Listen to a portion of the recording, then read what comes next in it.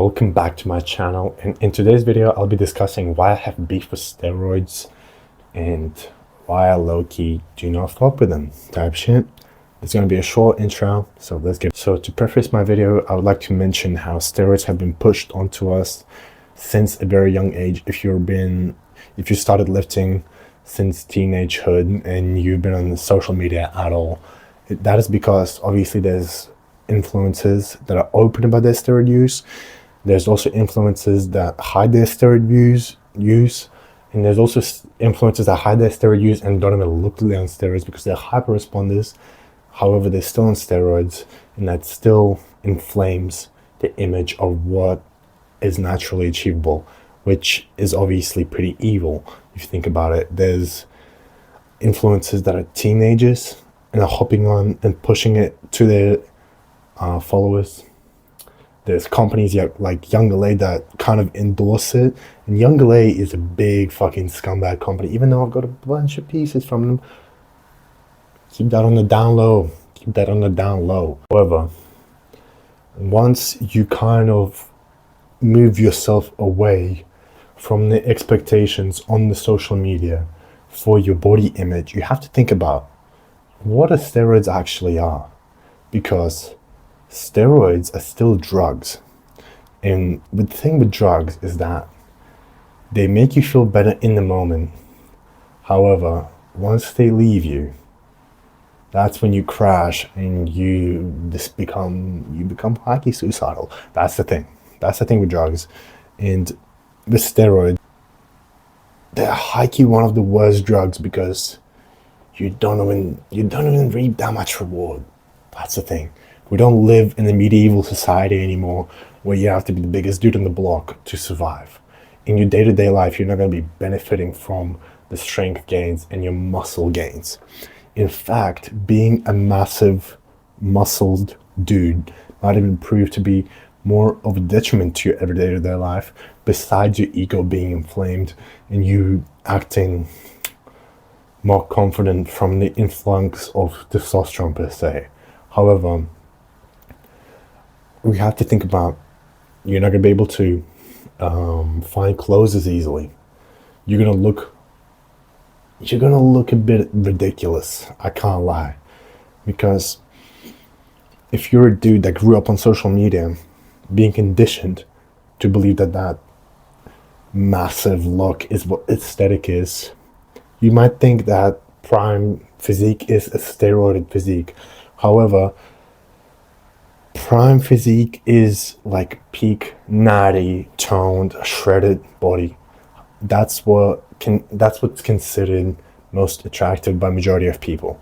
And you kind of just have to face that fact, because it is a fact, and people are considered ridiculous when they're too big. Now, for the power gain that you get with steroids, it isn't something that you're going to be using in your everyday life, because obviously you'll be able to lift more than the people in your gym. However, once you get out of the gym, what's there to gain from it? Well, last time I checked, nothing really. But then you have to ask yourself that question: why is my ego so fragile, and why is my life so achievementless that I have to get on mass gaining steroids to feel better about myself? Why don't I actually accomplish something that'll make me feel better about myself without something that can be taken away from me via losing my access to steroids? Let's say you've got a plug and your plug goes to jail or something, you lose your contact and you become a small shriveled up dude, and you're not able to produce testosterone on your own anymore, and your liver's fucked and your skin is fucked, and you went bald like 10 years earlier than you were supposed to. Like, once that realization hits you, and it's like, why would you want to take that risk? Why would you want to make yourself like dependent on a substance if you don't have to? Can anyone answer? Because personally, I don't know. Another thing with steroids is that it kind of takes away the beauty of natural lifting, in my opinion. And that's because you could be making gains for like 10 years of lifting, and then you'll probably plateau out at your natural peak.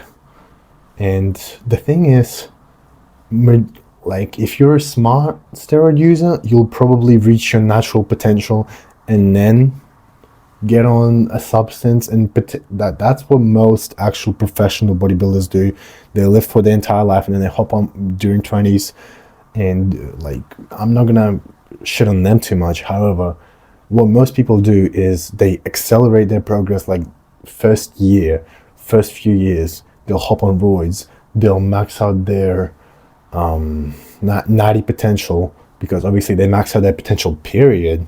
And then the only thing they've got to do is either hop on new compounds and send their health to shit even more, or face the fact that they high-key ruin their life.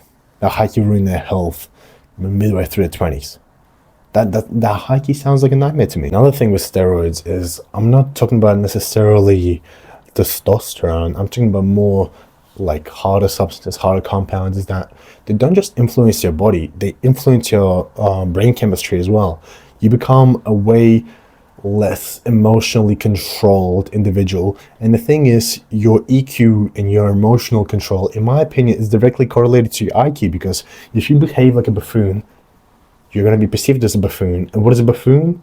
A buffoon is a monkey, and a monkey is considered way less intelligent than a human is, because it can't control its own behavior. Simple as that. And like, unless you're dating like genuinely an insane woman, that is not going to be considered attractive. Behaving like a big fucking massive toddler, that is also dangerous, because you're twice as strong as a person. It's like, okay, what are we doing? Also with steroids, some people do realize the fact that they will ruin their health, and yet they still hop on. However, I don't understand how you could ever make that commitment, because if you've got any living family relatives, if you've got any friends, any partners, any kids relying on you, if you just disappear, if you get into grave health trouble, you become a burden, essentially. That's the thing. And it's like, why would you ever want to take that chance of becoming a burden on your family, like your community, your kids, just for the sakes of boosting your ego? That seems incredibly selfish to me. And honestly, if there's any cases like that, I have no sympathy for you, because you made that decision. I have sympathy for you in a way where it's like, I guess you were influenced by unrealistic body standards, but it's like, as a grown adult, you shouldn't be influenced by anyone. You should have your own head on your shoulders. And if you were influenced into that as a teenager and as a child, then maybe there's a case to ban steroids on social media, period, in order to prevent that from happening. So we've discussed how it's stupid to want to boost your ego through like this most stupid like level of, oh, I'm bigger so I'm better. We've discussed how you could become a burden, how you could you could just become dependent on a substance. And like, if you're a steroid junkie, you're still a junkie. That's the thing at the end of the day. And if you're like a Fent junkie, or like, let's say you're a pothead and you smoke every day and you can't go without it, or you're an alcoholic, if you cut off that addiction, your life only gets better. If you cut off your steroid addiction, you will still likely have to stay on testosterone because your balls don't work anymore, and your health is cooked. So that seems pretty insane to me. I wanted to touch up on peptides specifically, because they've been incredibly normalized nowadays.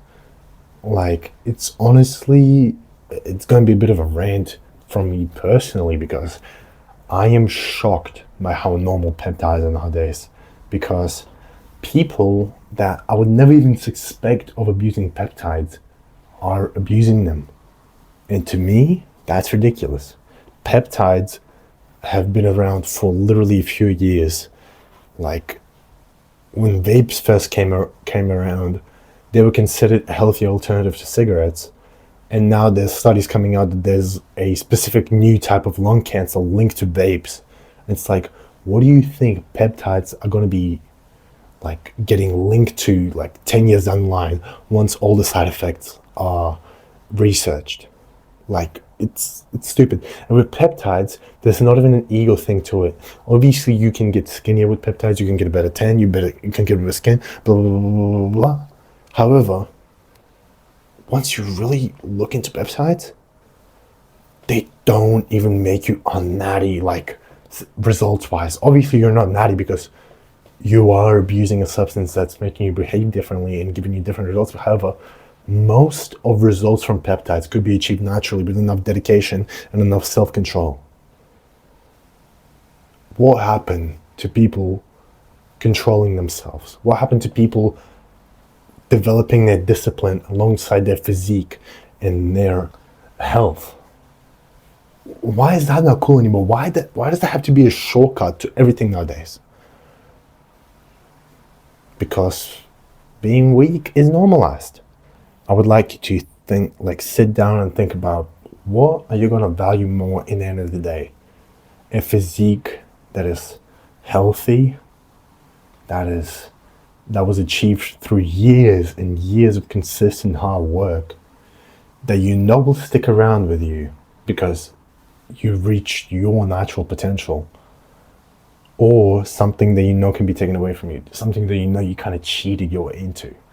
What do you think you'll value more? Because I feel like the answer is obvious if you have any dignity as a human. Lastly, I also kind of wanted to mention that there are applications for steroids. Let's say you are a man past 40s and your testosterone has dipped naturally. At that point, hopping on testosterone, nothing crazy, just testosterone to maintain your health, isn't ridiculous. Because testosterone is obviously still a steroid. However, it's you're just replacing what you've lost, essentially, at that point, if you hop onto it past your physical prime. And in certain health conditions, human growth hormone could also help individuals with growth that are, for example, like, might be like stunted otherwise. It's like during teenage years, you could hop on human growth hormone if you are stunted and maybe gain a bit of height, because being really short will hinder your life, sadly. To wrap up this video, if you still have any doubts about steroids, you have to remember there's more to life than just being big. There's kids to be raised, there's hobbies to be picked up, and if you compromise your health too early, you could miss out on a lot of that. So if you were someone that was considering hopping on steroids, or you know someone that's considering hopping on steroids, or is early into their steroid use, maybe encourage them not to be hopping on steroids. Because at the end of the day, even if you think about it in global, you might think, oh, why does it matter? Well, if you are maintaining a huge body for no reason and consuming way more calories and just eating excessively because you just want to be big, at the end of the day, it's not like it's just your choice. It's a form of pollution, in my opinion, if you just maintain an unrealistically big body for no reason at all, in my opinion. However, that'll probably be the end of the rant, and that's about it. There's no use of steroids. Don't hop on, and enjoy your life outside of the gym. Being big is cool. However, being big naturally is even cooler. Thank you for listening. Have a good day.